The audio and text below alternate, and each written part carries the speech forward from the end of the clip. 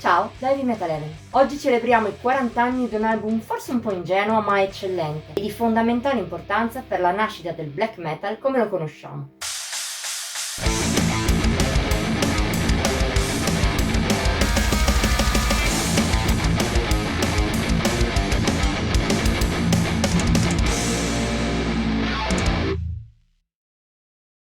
Poco meno di 2 anni fa, a fine ottobre del 2022, qui sul canale abbiamo celebrato i 40 anni di black metal dei Venom. Se ti interessa recuperarla, trovi quella retrospettiva quassù in alto. Al suo interno raccontavamo di come il secondo disco degli inglesi fosse storico, una pietra miliare che dava origine non solo al thrash, ma anche al metal estremo vero e proprio, seppur in forma embrionale.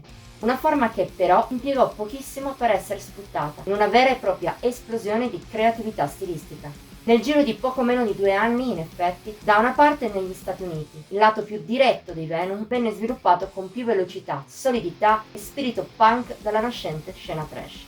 A inizio di ottobre del 1984, meno di 2 anni dopo l'uscita di black metal, erano già stati pubblicati i primi album di Metallica, Anthrax e Slayer, per non parlare poi di quelli di tante altre band storiche e seminali che avrebbero esordito nel giro di 1, 2, massimo 3 anni da quel momento, in America, ma anche in Germania, Inghilterra, Brasile e tanti altri paesi. Tuttavia il thrash era solo una parte dei semi che black metal ha piantato. Come già detto, al suo interno c'erano anche quelli del metal estremo. Anch'essi cominciarono subito ad attecchire, seppur in forma più underground. Per la fine del 1984, band come Hellhammer e i primi Sodom avevano già cominciato a portare la lezione dei Venom verso qualcosa di più oscuro, veloce e malevolo. I loro primi influenti demo divennero subito di culto nella minuscola nicchia di nuovi ascoltatori avvezzi a quelle sonorità. Tuttavia, il più importante di tutti provenne da più a nord, da uno stato allora non esattamente famoso per il metal, la Svezia. Fu proprio nel paese scandinavo che nel 1983 l'allora 17enne Thomas Borie Forsberg formò un gruppo insieme a Jonas Åkerlund, poi diventato un affermato regista, alla batteria, e a suo cugino Fredrik Melander al basso. Nonostante la line-up fosse sin dall'inizio molto instabile, le idee musicali di Forsberg erano già molto chiare: suonare la musica più malvagia che si fosse mai sentita. Fu per quello che, pescandolo da una lista di demoni, si rinominò presto Quorthon, mentre la sua band prese il nome da una delle canzoni più malefiche di black metal, Countess Bathory. Era nata una leggenda che avrebbe rivoluzionato il metal estremo per sempre. Lo si poté sentire già l'anno successivo. Il 2 ottobre 1984, l'esordio omonimo dei Bathory vedeva la luce. Accade tutto in maniera artigianale. In un'epoca in cui registrare, produrre e distribuire album in autonomia costava grandi sforzi e moltissimo denaro, fu proprio la via imboccata da Quorthon con l'aiuto della semi-fittizia Black Mark Production, creata da suo padre Borie per aiutarlo. Nonostante tutto ciò, il risultato a 40 anni esatti dalla sua uscita ha ancora molto da dire. Se non altro definisce, in parte, gli stilemi di un genere che non a caso prenderà anch'esso nome dai Venom. Se quello degli inglesi era il concepimento, Bathory segna senza dubbio la vera nascita del black metal.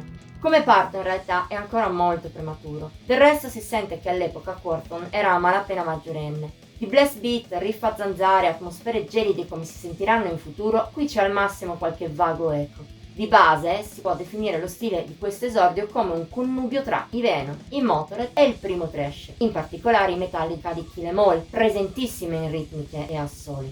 Sono presenti anche influssi speed, metal e punk, ma tutto è imbevuto in un'oscurità che oggi intrattiene, ma allora non si era mai sentita prima nel metal, se non in qualche demo diventato famoso solo in anni successivi. Il merito in primis dei riff. Per la maggior parte ispirati all'heavy e al thrash, hanno però un che di inquietante che alleggia anche nei più diretti. Non parliamo poi dei momenti in cui i Bathory sviluppano le dissonanze che si possono sentire nelle tracce più oscure di black metal.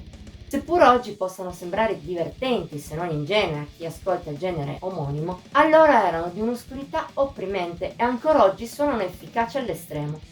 Tuttavia, il vero segreto sta nella voce di Quorthon. Seppur di cantanti abrasivi già se ne fossero sentiti nel metal, il suo è il primo vero scream black della storia, un particolare che poi verrà ripreso dalla stragrande maggioranza del genere. Sommando tutti questi elementi ne esce fuori un disco che, nonostante l'evidente giovane età e l'inesperienza dei Bathory, risulta ancora oggi piena di sostanza e anche piuttosto equilibrato. Gli svedesi già allora erano capaci di trovare una quadra tra i pezzi più veloci e quelli più d'atmosfera, a volte mescolando anche le due componenti in maniera eccellente.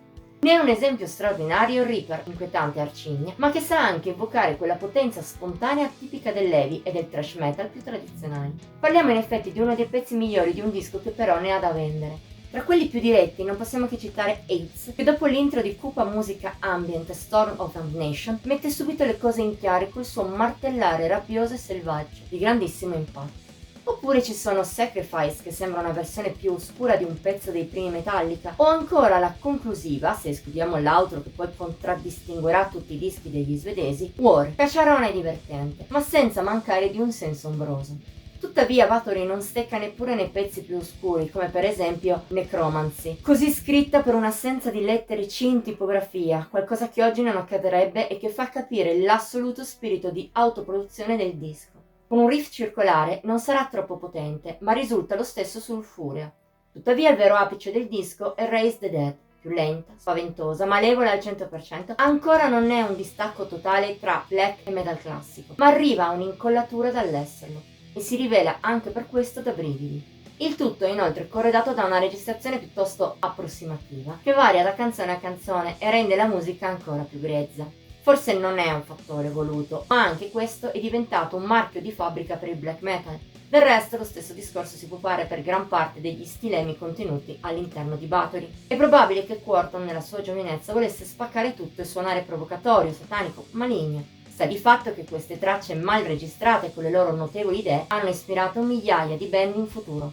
È anche per questo che, in definitiva, l'importanza storica dell'esordio di Bathory riesce persino a superare la qualità della musica. Ma quest'ultima non è certo da sottovalutare. Con una serie di canzoni da urlo e nessuna meno che eccezionale, Bathory è un album che ancora a 40 anni di distanza incide con forza assoluta.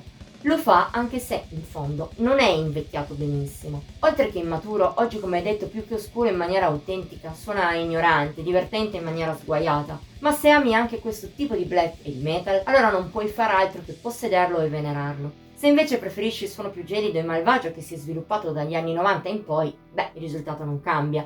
Potrai trovare anche il suono datato, ci sta, ma non puoi negare che il tuo genere preferito sia partito anche da qui. Voto di Heavy Metal Heaven 95 su 100. Per oggi abbiamo finito. Hai apprezzato la nostra celebrazione di questa pietra miliare del black metal? Dicelo nei commenti oltre a mettere like e a condividere. Ti invitiamo inoltre a iscriverti al nostro canale e attivare la campanella degli avvisi per rimanere al passo con i video pubblicati ogni settimana. Infine, siamo anche su Facebook, Instagram e Pinterest, trovi i nostri link qui sotto. Ci vediamo la prossima volta!